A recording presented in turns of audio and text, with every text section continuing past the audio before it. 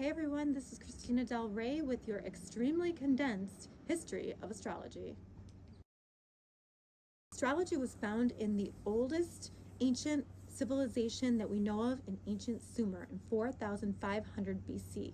The people of ancient Sumer began to create myths and stories around the stars and the constellations as they watched them in the sky every night. We know that then it went to the Egyptians, and the Egyptians gave their own symbolism to the stars.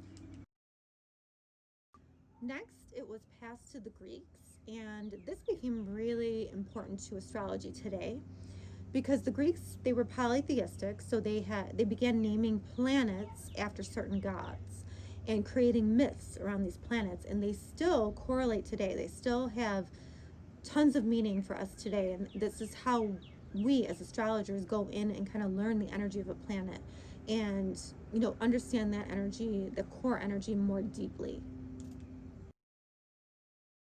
The first book written on astrology was called Tetrabiblos. It's written by Ptolemy, and he had a series of formulas of with math. Astrology is a ton of math. Thankfully, we have computer programs today that does this math for us, or I would not be sitting here.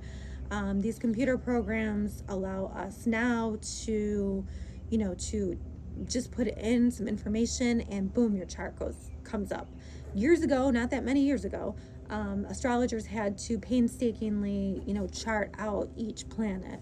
So that was a lot of work, and I do admire those people who have learned that. Not me. But thankfully, astrology continues to evolve, just like everything else. Once Christianity and monotheism came to rise, astrology became somewhat taboo, and people, if you were an astrologer, you were getting,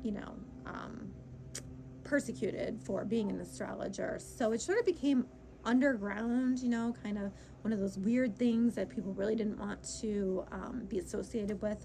So hopefully now we are entering into the Aquarian age that's coming soon. We're starting it now, but we're going to go into it more fully, and hopefully that's going to carve a place for astrology so that people understand it more and see how it applies to your life and can really help you. Of course, that's not the entire story of astrology, but you get the main idea. You get where we get a lot of our ideas from. Really, the Greeks were just brilliant, and that is where a lot of, when I am referring to the planets, or many astrologers in Western astrology are referring to the planets, we are getting a lot of our ideas from the Greeks. There are other forms of astrology like Vedic. There's all kinds of Eastern kind of astrologies. There are even like sidereal. There's a couple other ones too, and nothing's wrong, right? Like everything has its value. They're all very valuable. But here I do Western astrology, so I hope you enjoyed this very quick and condensed version of the history of astrology, but now you know.